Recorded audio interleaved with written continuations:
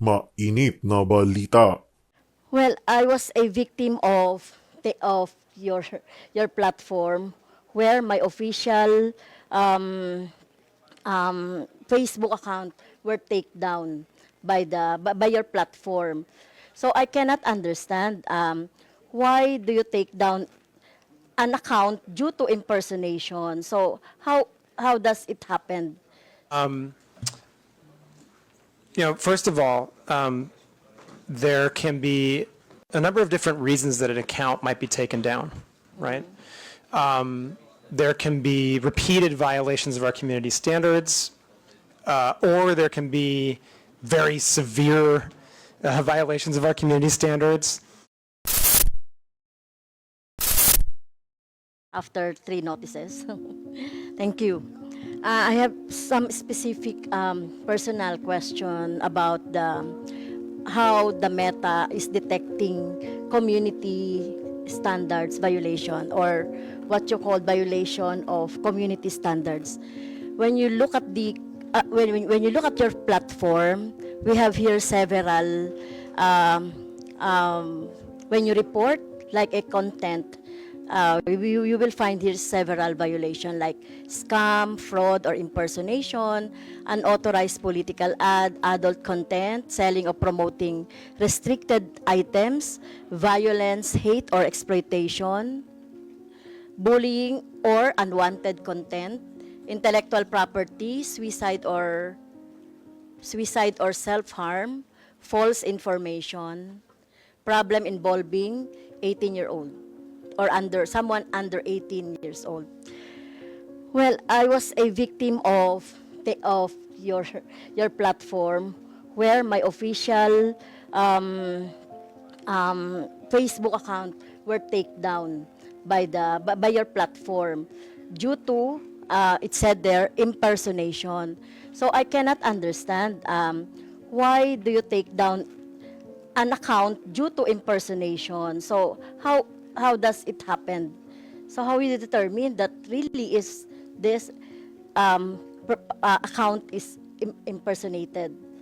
Because this account was reported to COMELEC as my official election account for for my daily activities during election. Thank you, Madam Congressman. Mr. Chair, if I may. Madam Congressman, thank you for your question. Certainly impersonation is a violation of our community standards. And there, I can say that I don't know the specifics of your case, but let me talk about a little bit about how we try to deal with issues of impersonation, right? First of all, there can be a number of different reasons that an account might be taken down, right? There can be repeated violations of our community standards, or there can be very severe violations of our community standards. But other times, it can be because someone was able to, unfortunately, gain access to your account. Not your account, but anyone's account, right? It can happen that unauthorized access can take place, right? In those cases, they may, once a hacker has gained access to an account, then, sometimes what we see is they go and delete the account, or then they take over that account to use it for their own purposes. And what we do in those cases is we work with the rightful account holder to retake control of their account, right? So we ask for credentials. It could be a government ID. It could be various email addresses or other identifying information that were used with that account in order to regain control of it. I think one thing we've seen and that we know is an extremely effective guard against having accounts taken over by hackers is two-factor authentication. Two-factor authentication is really the first line of defense that any user on Facebook, including members of Congress, have against their accounts being taken over. If you have two-factor authentication on, anytime someone would seek to make changes to your account, it would ping you to make sure that you're the right person and you're authorizing those changes. I would urge everyone to make sure they have two-fact turned on their account. I think it's also worth noting that, for government officials, for politicians who are engaged in an election cycle, we have specific channels where we can work together. We have our Meta Support Pro channel that you can access and that we're happy to work with you to make sure you have access to, so that if you have specific issues with your account, other members of Congress, other people running for election can access those channels. I think it's also worth noting, and I didn't really mention this in my opening comments, but I think I should, that that there are a number of different statutory agencies that have specific channels with Meta where they can report community standards violations, account hacks, and any other issues that the government is experiencing with Meta's platforms and our services. In fact, there are 11 different government agencies that have direct channels to us. And so those are other channels that can certainly be utilized in cases where members of Congress experience those types of actions. And I would just also say, it does also happen from time to time that we make mistakes. That is also something that happens, and we're sorry for when that happens. We know it's a really poor experience. We don't want that to happen. We take those instances very seriously. We do everything we can to try to minimize them. And so that's also just something that can happen sometimes. So when my account was took down, we complained to we write to the Meta about my account, and then why is it that you are taking down specific account without explanation or without any justification to the subscriber? Like, for example, just take the account and that's it. So no explanation at all. So you will just explain if we will write you on what happened to the account. So there's no, is there a like for example, due process in place in your platform? Thank you for the question, Congressman, Mr. Chair, if I may. Madam Congresswoman, again, I'm not familiar with the specifics of your case, but I, again, can talk in general. Users should receive notifications if actions have been taken against their account. That is certainly part of the due process that we have in place, and users have a right of appeal. And in fact, when we see mistakes happen and users appeal those actions, the content in question, if it was a community standards violation, may often be restored. In some cases, the account would be restored. I do just want to highlight, in the specific case of hostile takeover of accounts, or what Meta believes may be a hostile takeover of an account, that can be a more complex process for very good reason. We want to make sure that we are not providing access to the account of someone who shouldn't have it. And so, Madam Congresswoman, I would just emphasize again that if you or another member of Congress is having any types of these issues, we can certainly provide you access to our Meta Support Pro and other channels so that we can solve these problems together. Mr. Chair, may I ask also that, are you familiar with troll armies? Troll armies, or mass reporting of an account so that it could be taken down for any other reasons. Are you familiar with that?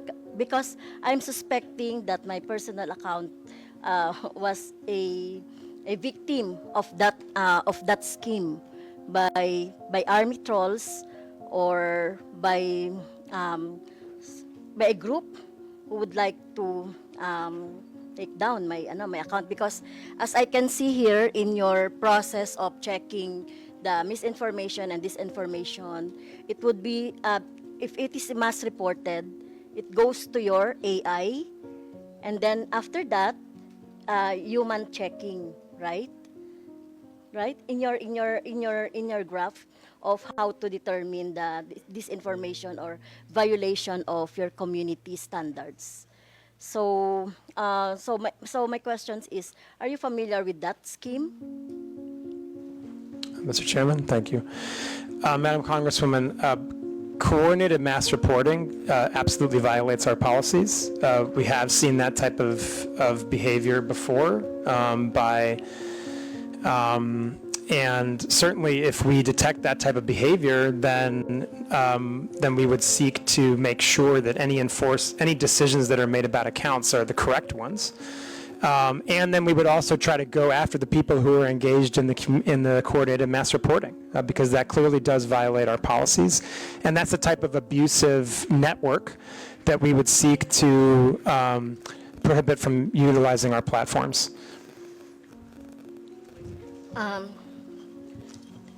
Another question, Mr. Chair, is about the inaction of the Meta on the AI-generated images abused. I was also a victim of that when I hold a gun. They are using the AI-generated, but still in the platform. But the Meta is not doing anything about that, and many progressive organizations and individuals are victims of that, Mr. Chair. Mr. Chairman, sorry, so the question... So how do you detect, or why are you not taking down AI-generated images that you think are not or inappropriate or not true or misinformation? Thank you, Mr. Chairman. Thank you. Madam Congresswoman, and for the committee, I think I would start from the place of our view of misinformation is that whether or not it's AI generated or not, it would be misinformation, right? And so I think first and foremost, what I would say and emphasize is that our misinformation policies apply to content that is AI generated and is not AI generated. Now, taking a larger look at AI generated content, okay. There's a few different pieces to this, right? First and foremost, if people use meta AI in our own products to generate, for generative AI imagery or the like, we have the ability to detect that, right? And it'll come with a watermark, basically, and therefore a label and be recognizable as a generated AI image. Now, if people are using other tools, right, then basically it's harder to detect what is generative AI and what is not. This is an area of very significant investment for Meta right now. We're working very hard on ways to detect what is generative AI and what is not. I think that part of the issue that we have here, and this is one where what we need is collective action. At the moment, there's no agreed upon industry standard for watermarking or for how platforms like ours should go about detecting the difference between generative AI and non-generative AI content. And so that's an area where we really need more focused industry collaboration, and certainly we are trying to drive that. For Meta, we believe it's very important for that type of collaboration to happen between industry, civil society, and governments. And I think the last thing I would really talk about when it comes to generative AI imagery or other content is really distinguishing between paid content and non-paid content, right? If you are, just generally speaking, at Meta, we take a much more stringent approach to moderating paid content, right? Because obviously we're taking money for it. We believe we have responsibility that's even greater, and the distribution would be increased, right? And so, you know, in the context of anything that is, again, taking out the generative AI component of it, any type of content that is paid for, that is political in nature, that talks about a campaign or a politician or a social issue, right, is subject to our policies on political candidates and social issue paid advertising, right? And according to those policies, you would be required to disclose who is paying for the ad and sponsoring the content. You would also have to go through an authorization process, which would include, in most cases, providing a government ID. Okay, And you'd have to be, you on that. So if I could how- just finish one last Yeah, point, please. you'd have to be located in Philippines, right? If you want to run a social issue or political ad, you'd have to be located in Philippines, right? And so there's a series of steps that you have to take to cross that threshold in order to be able to run those types of ads. And then in addition to it, if it is AI generated, you'd be required to disclose that it is an AI generated paid piece of content. Thank you. So really, it's very hard to determine because the name of the account is alias, or the name of account is just like a like, for example, Makabayan. The account is using our political organization. That account names Makabayan is using our political organization, but it has this what I saw an AI generated images of mine with guns, with the rebels, etc. I will give you the images later so that you can see. Mr. Okay. Chair, thank you, Madam Congresswoman, and I know my colleague also wants to add on to this. Mr. Chair, with your indulgence, Madam Congresswoman, it's my understanding that you reported this content, this image, to Comelec, Yeah. and we have removed it. Yeah.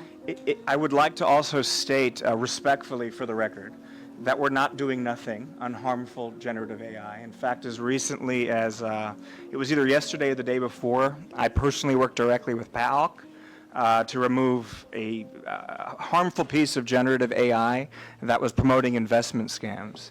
And what happens when something like that gets reported, it's not just that piece of content that comes down. That informs our ability to enforce across the platforms and across other accounts. So although PAOK reported one specific URL, many, many others came down as a result of that report. So while I understand, with respect, how painful and frustrating it must be to be a victim of harmful generative AI, please don't think we're doing nothing. But we are not perfect yet, but we always strive to be better. We strive to be better by signal sharing and trend sharing with Filipino law enforcement, legislative, NGOs, civil society, etc. So thank you. Yeah, and I would just emphasize what Rob said about, please, if you believe that there's a piece of content that violates our policies, please do report it through Comelec, and we'll treat it with the utmost urgency. Thank you. And Mr. Chair, last question. And in your presentation, you have also employed organization or fact checker organization. Can you name those? Do you have an example? The Vera files. You have. What is AFP? Correct. What is AFP? That's a Mr. Chair, if I may. Agence France Presse. Okay. It's a global news organization. Okay. Thank you, Mr. Chair. Thank you. Before we proceed, may I